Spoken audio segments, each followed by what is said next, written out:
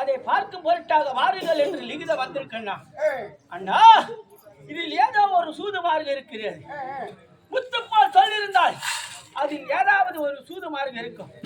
ஆகையாலே இன்றைய தினத்திலே வேண்டாம், அஸ்தினாபுரம் போக வேண்டாம், நாளைக்கு போகலாம் அண்ணா. உன்னுடைய தம்பி பீமச்சேன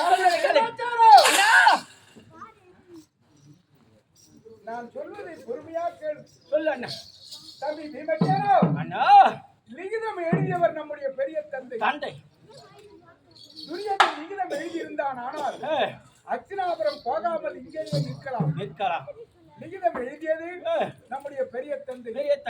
நம்முடைய தந்தை இறந்த நாள் முதலாய் தந்தைக்கு தந்தையாக இருந்து நம்ம எல்லாம் வளர்த்து ஆளாக்கியது பெரிய தந்தை.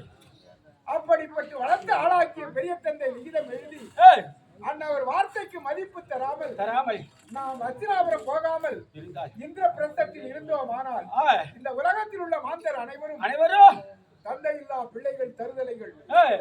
பெரிய தந்தை லிகிதம் எழுதினார். தந்தையாக இருந்து வளர்த்து ஆளாக்கினார். அன்னவர் வார்த்தைக்கு மதிப்பு தரவில்லை என்று